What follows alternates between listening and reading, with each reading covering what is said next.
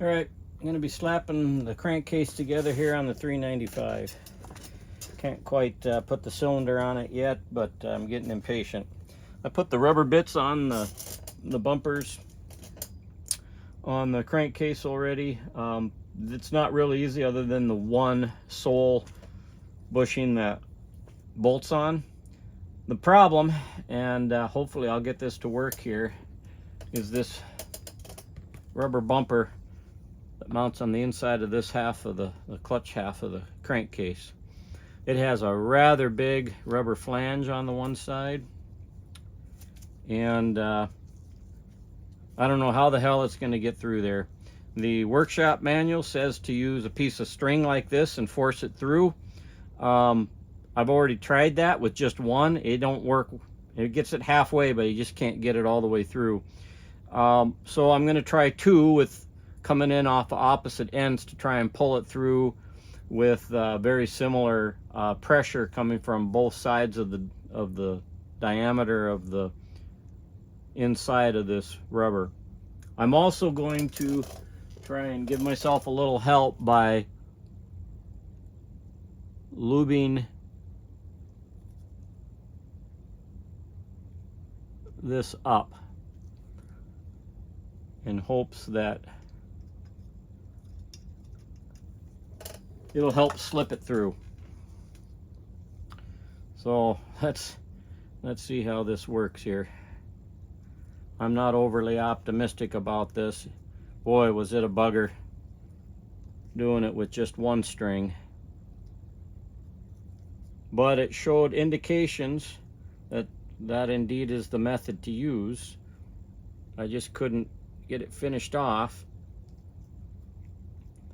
So we're going to keep our fingers crossed here.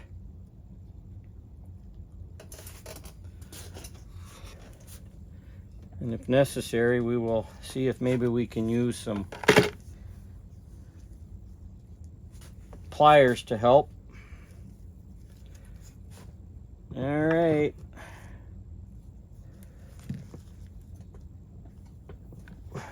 Boy, I don't like it. I don't like it one bit. It just doesn't seem to want to come.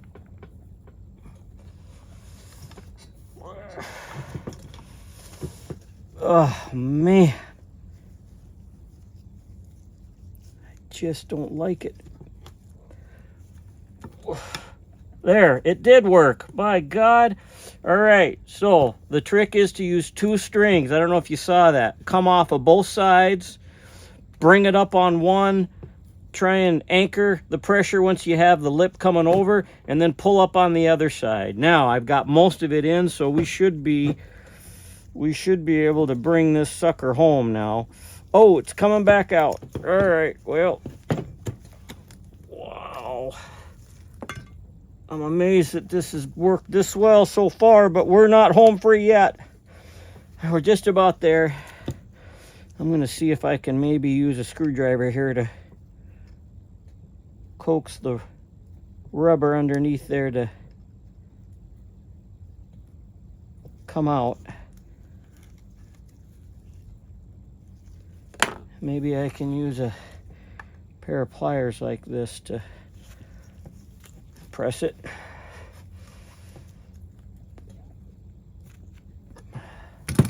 Boy, I don't know. Boy, you just gotta question the design on this. Why couldn't they have just designed something that would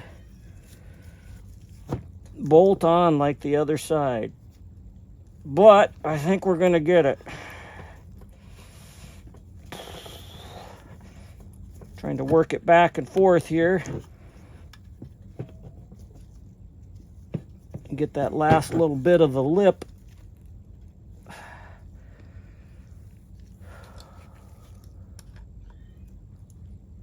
There, now I'm pressing it with the pliers. You can't see it from here. But now I got 90% of it. Let's hope I can get the rest of it. There we go. Whew. Man, I'm glad I was able to show that to you guys.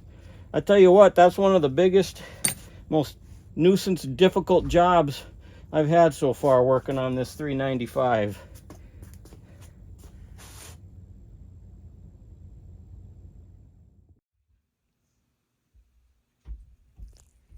Alrighty. 395 crankcase. Let's get her put together. So there's about, I don't know, there's a good dozen or so steps to installing the crankshaft and bringing the case together. So the first thing that I do, which I've already done here, is just, double check my gasket surfaces, double check the inside of the crankcase, and the bearings, and just make sure that I don't have any crud in there that I need to get out. I've already done that. So then the next thing I need to do is get everything lubed, and so I want to make sure that there's plenty of lubrication before I actually fire the saw up, and so now is a good time to do that. Okay, so I'm going to start by applying a little bit inside the crankcase, inside the bearings, inside the inner race,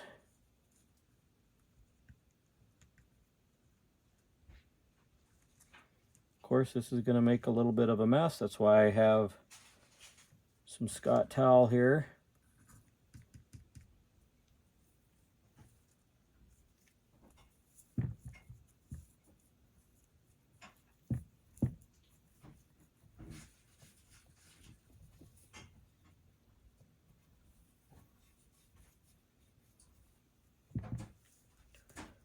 Make sure I do the same thing on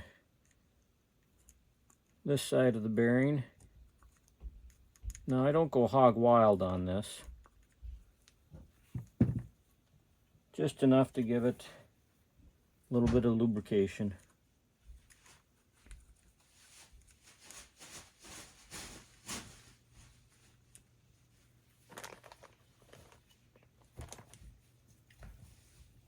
Okay, and I'll do the same thing to the crankshaft here.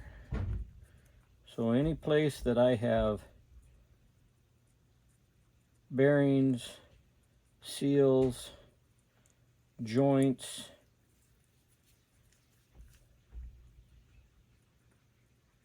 and in general on the whole surface, but I particularly want to make sure that I get the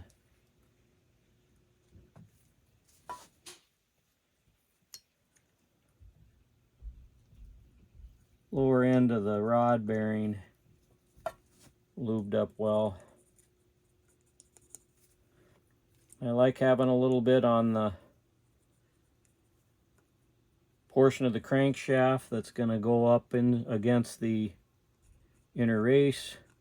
It will help pull it through.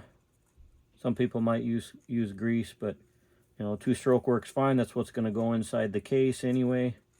Might as well use it.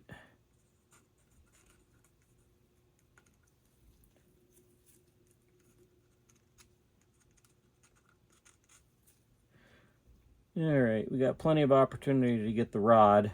We'll do that later when we're working to install the cylinder and piston.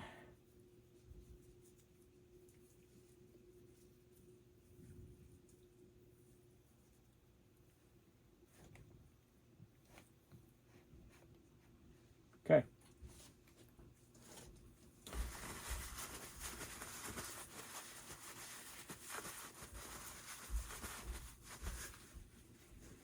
So now we get to have a little fun.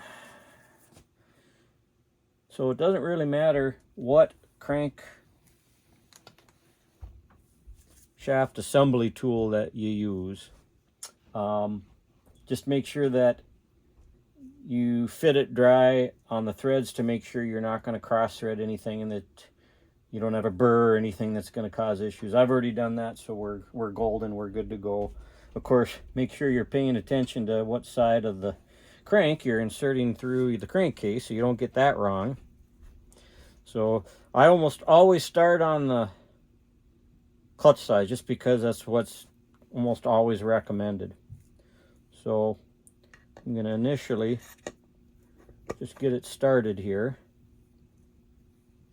and then set it down at an angle. All right, and on the clutch side, we've got quite a bit larger diameter on this particular saw. And so on your assembly tool, make sure you're grabbing the right half of your assembly tool so that it fits. This is a custom assembly tool that was made by Matt Olson. You don't need to use this. You use whatever assembly tool you want. A assembly tool designed for pressing in bearings or pulling in bearings is highly advised. This particular one I like because it supports the inner race, and basically you can pull in the bearing with literally no stress on the bearing at all. I'm not going to go in the finer details of this particular assembly tool, but if you're interested in this one, you can reach out to Matt Olson at his on his website at mattschainsawparts.com.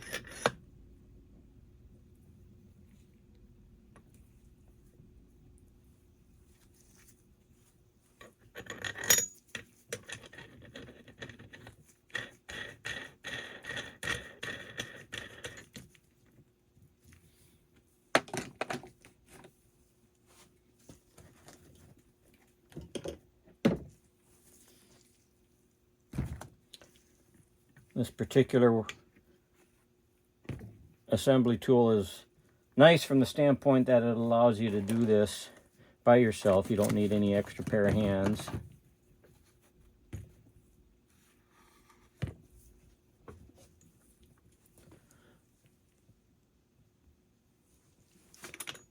Okay, I'm just going to fit it hand tight. Make sure that everything's aligned. Going to be pulling in the crankshaft, so you want to make sure that you're supporting the rod here.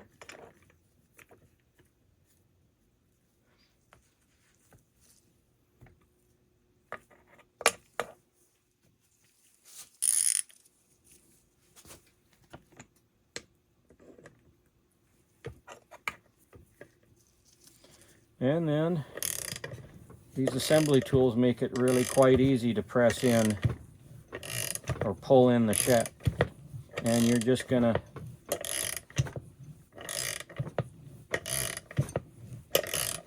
continue to pull this in until it stops tight up against the bearing. And you'll know that. You can't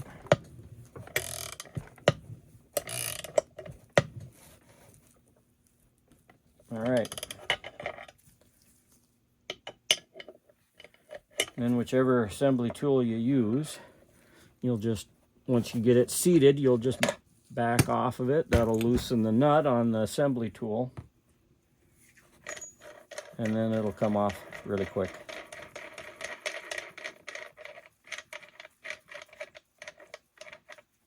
I used to use the OEM assembly tools, still have them.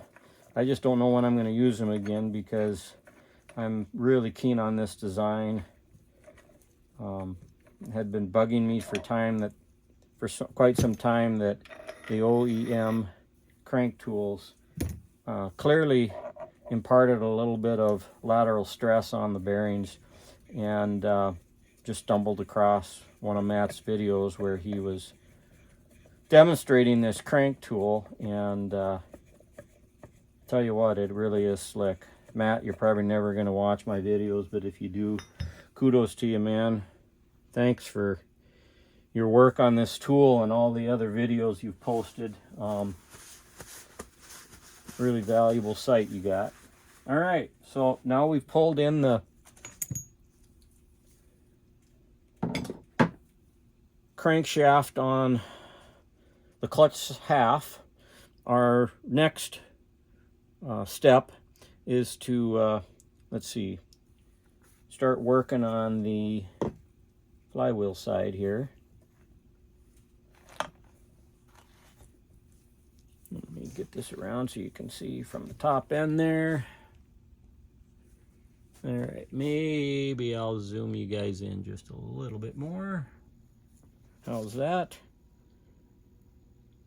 All right, so I'm gonna find my pins. On this saw, there's 2 of them. Most saws, that's what you're gonna find is 2. And on this particular saw, the pin location also double as a crank bolt or crankcase bolt, case bolt, just so that you're aware. So a case bolt is going to go through each of those. And I found in this particular saw, these pins, they're not real tight. A lot of saws, they're real tight. So anyway, just be warned if you're working on a 395. All right, now I'm going to install a little bit of Loctite. And the Loctite that I'm going to use, I want something a little stronger than blue Loctite, although blue Loctite will work good. But the red might be a little bit too much and technically need, you know, depending on the kind you're using, might need some heat and so forth. And you could run the risk, I suppose, of wrecking your case bolts. But I came across Permatex. Here, I'll get you this up close. Permatech makes this thread locker, which is a high strength, but it's removable with, you know, by hand. So that caught my attention. At any rate, I'm going to go ahead and, so here's the dog case bolt, and there's a pin there. Not going to put thread locker in that because you need to remove those from time to time.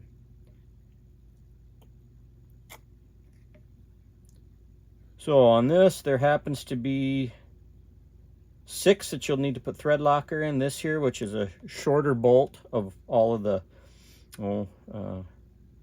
7 bolts or so.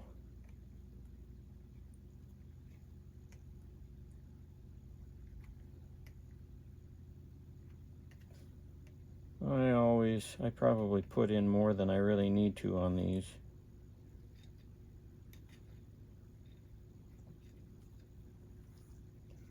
Don't know if that's a problem or not. Let's see here. So now we got our thread lock. Because I may have put too much, I'm just going to turn these upside down and just tap it a little bit. Get some of the real excess that I may have put on it, and then I'm going to make sure that I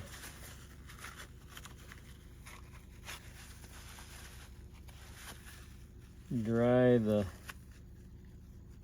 gasket surfaces here in case I got any on there. All right.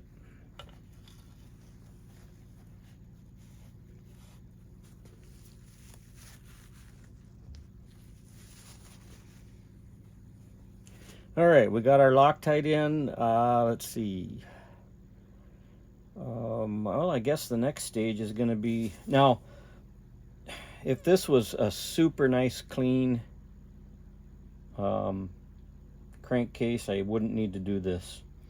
But I'm not real confident that there aren't some small micro, you know, concave features in the plane here that might pass some air. I probably don't need to do this, but I think in this case, since it's not a pristine case surface, I'm going to go ahead and use a gasket maker. In this case, I'm using MotoSeal. You can use whichever brand and type that you want. You want something that's going to resist heat, that's going to resist oil and gas.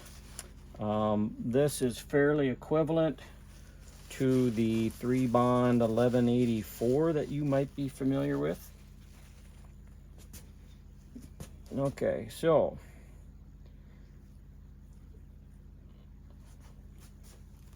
I'm just gonna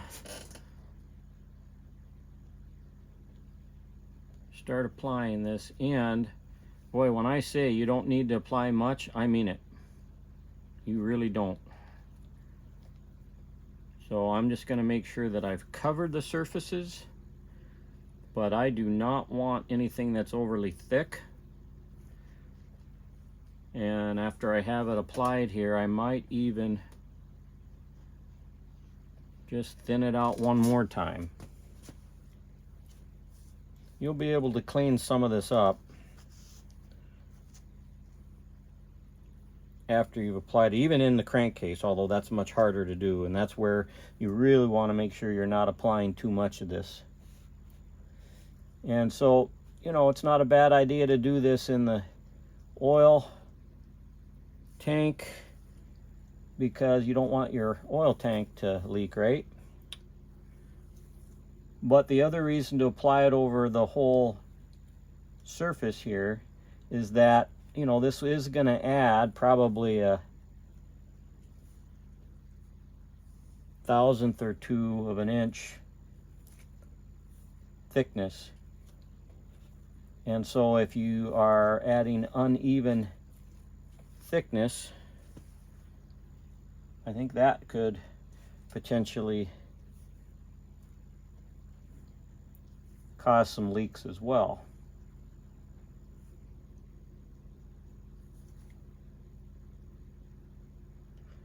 I'm going to try my best to keep them out of the bolt holes, although that won't be the end of the world if you get just ever so slight. In fact, when the case bolts get applied, they may draw a little bit of this in.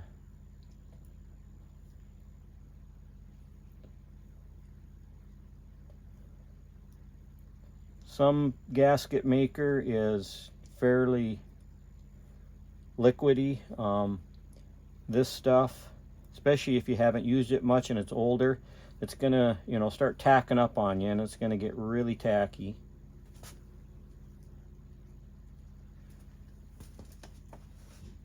And that's okay, but you know, it's a good 24 hours for this stuff to fully cure. And so, you know, you want to work as fast as you can, but you don't have to be crazy about it. We're not done with the gasket sealer yet, but we are for a minute or two here. Now at this point, I'm going to just use my bare hand because I want to have a little bit better feel for what's going on. I'm just running over it here to make sure, again, that it's nice and thin, that things are fairly even. Kind of thin it out if you find some thick spots.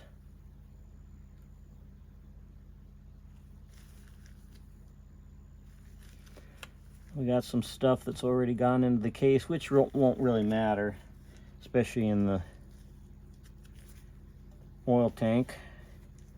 All right, so there's quite a bit here on the inside of the crankcase. That I'm going to do my level best to try and clean up as much as possible.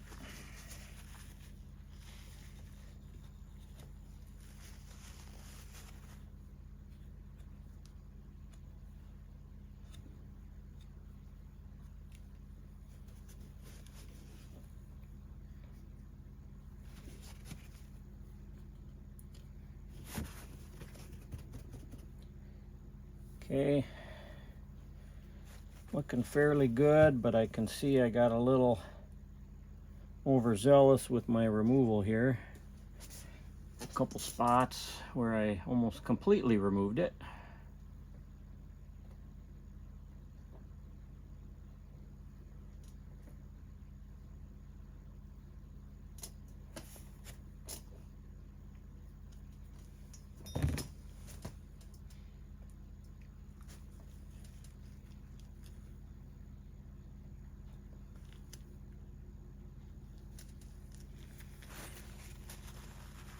Give it one more look-see here around the crankcase. And some of this is going to squish out.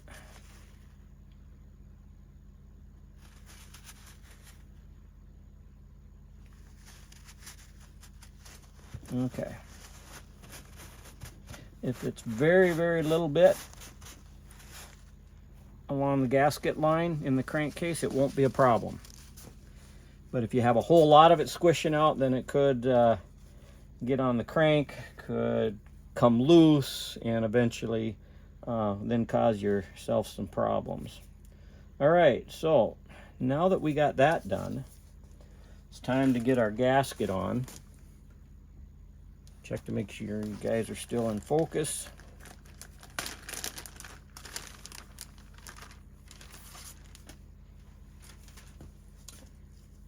Okay.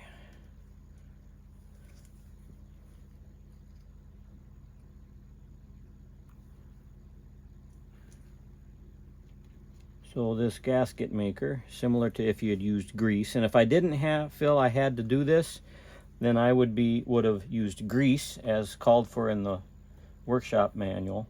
And you know, grease can help seal, but it also, like this stuff is tacky, will help hold that gasket in place. Okay.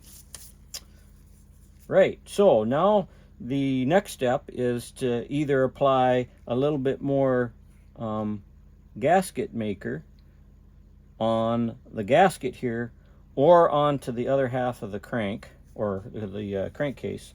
And because there's some really thick portions here of the gasket, and I can tell one of the issues that we're going to have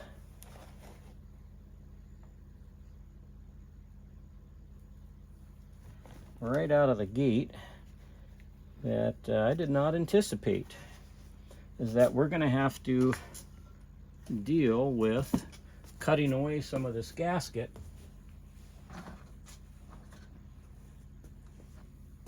And this is an OEM gasket, but that needs to go because that's going to interfere with your oiler and all that kind of stuff. You're not going to be able to remove that once you have your crankcase closed up. So I'm going to do that off camera and then we'll be right back. All right, we're back.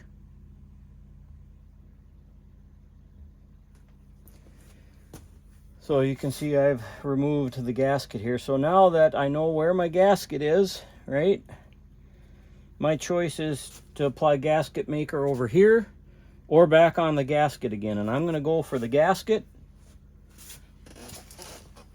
because that way I'm not minimizing the chance that I'm going to be getting having to clean up the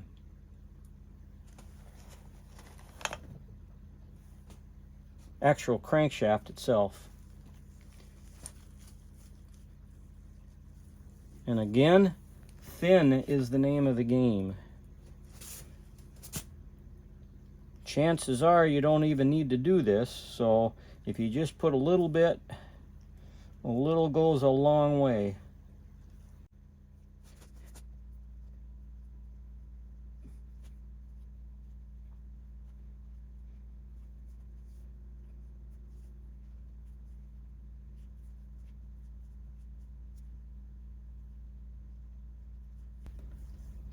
Of course, anything on the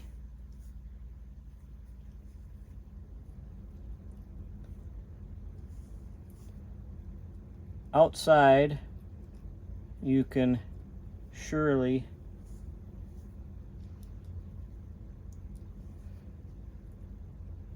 trim up.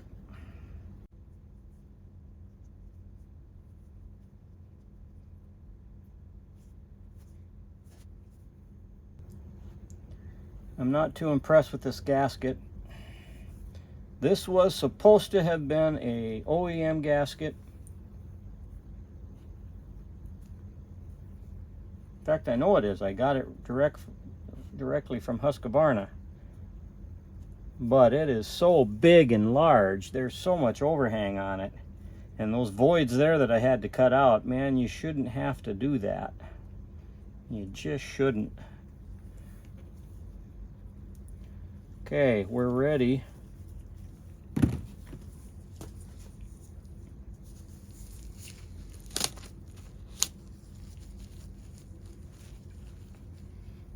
I'm gonna make another quick assessment of the inside of the crank here and remove any motor seal that started to drip.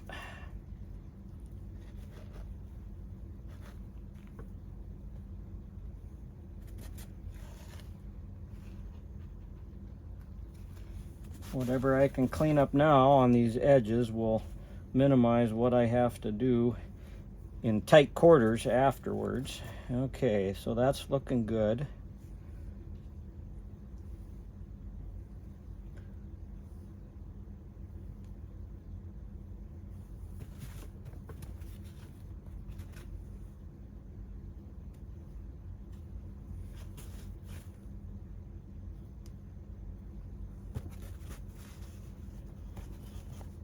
All right.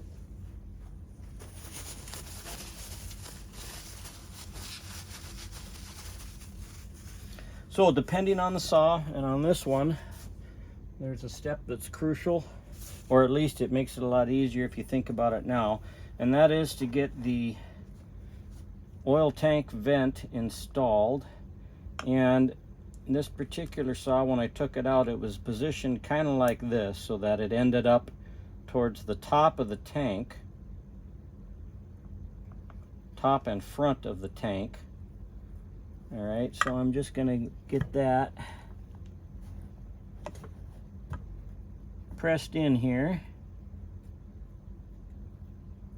There we go. All right.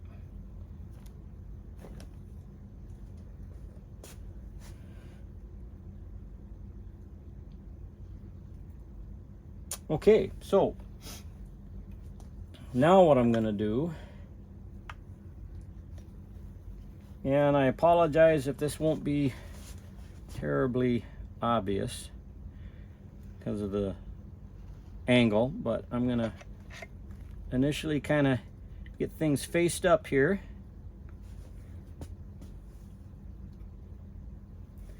And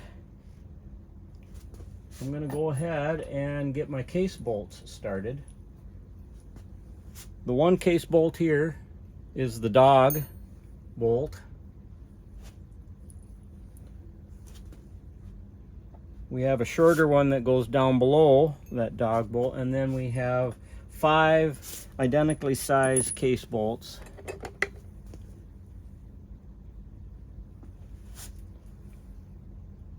Let me get you situated over here.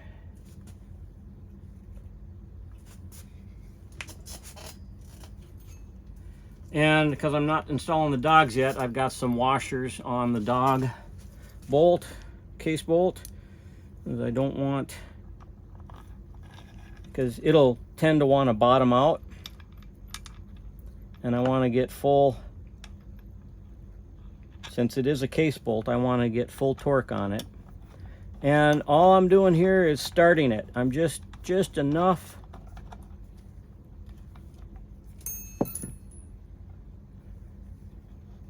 so that it starts and I'm not able to grab it there.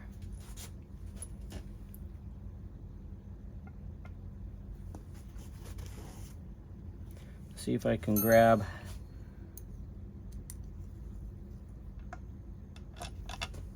the small one. There we go. And I'm just trying to barely get them started. So these are going to serve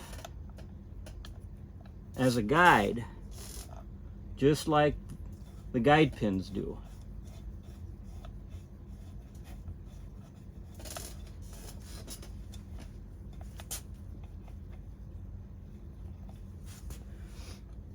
And even if you can't get them to start, at least if you can get them in the holes,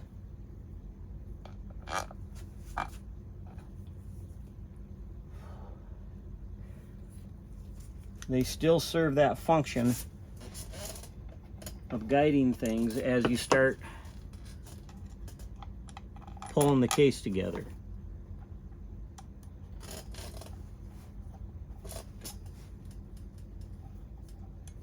So I'm just confirming, since these are not grabbing right now, I'm just confirming that they're lining up with their respective holes. Since they're not starting, they may just get pushed out. We will find out.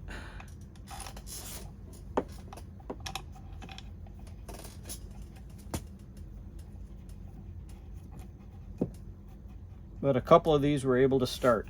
Okay, so we're ready now to finish pulling the case together.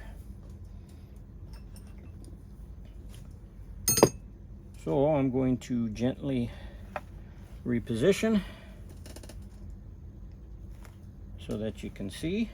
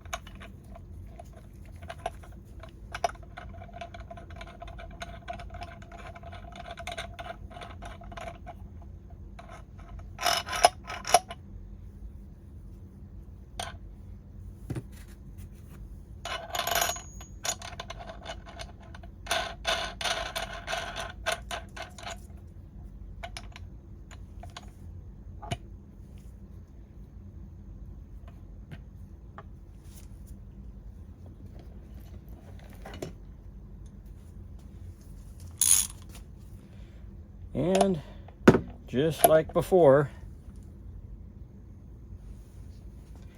we're just gonna send it home. If you shouldn't feel any resistance. If you feel much resistance, then things are not lined up. And you may have to take a look. And as she is pulled together,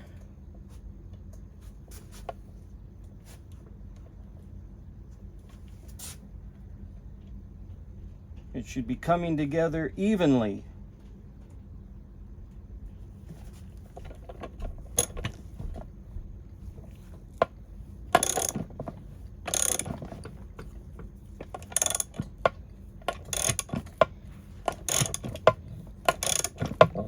I don't know if you can see, but it's going really good. Okay, and just as with the other side, regardless of the assembly tool you use, give it maybe one good crank when you feel it tighten, and then you are good. You are home.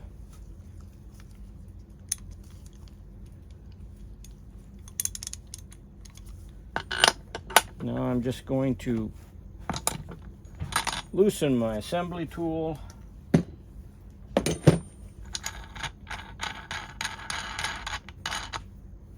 And disassemble it.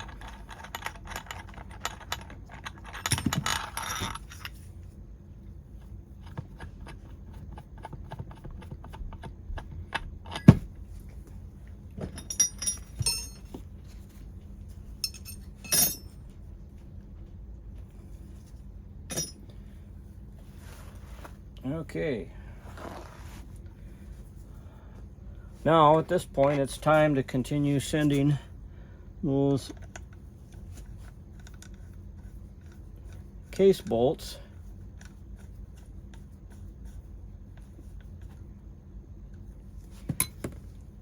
I usually don't do this, but a lot of people like it, so I'll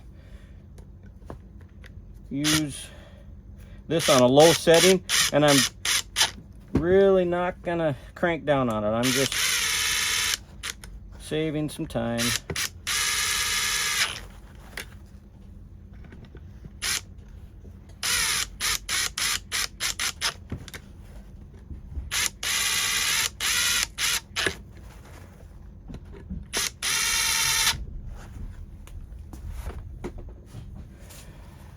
Okay, I don't need that anymore.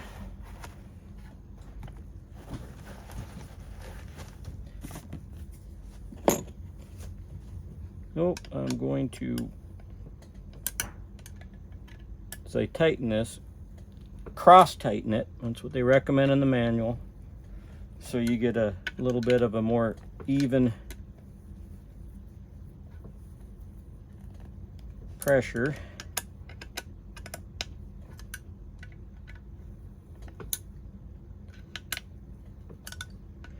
Most important to start with those ones around the actual crankcase itself, and then move on to the other ones.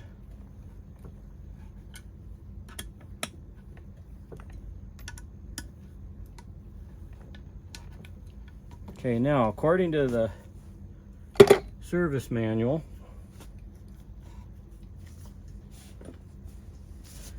these are all set, need to be torqued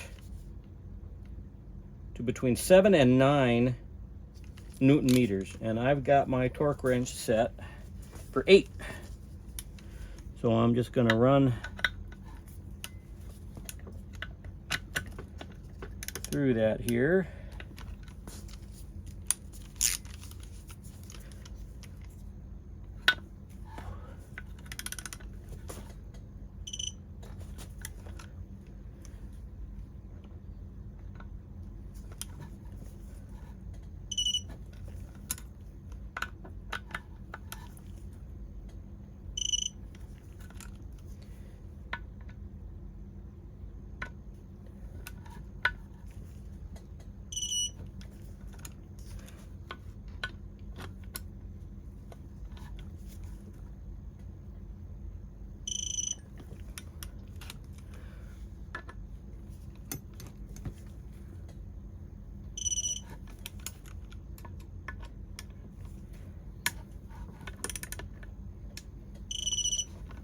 All right, so now we're at about roughly 8 Newton meters on every one of those case bolts.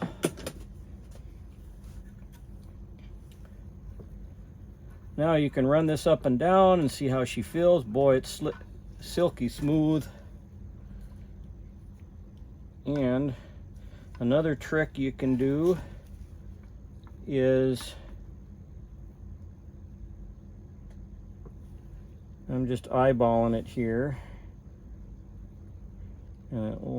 just to see if the crankshaft is centered.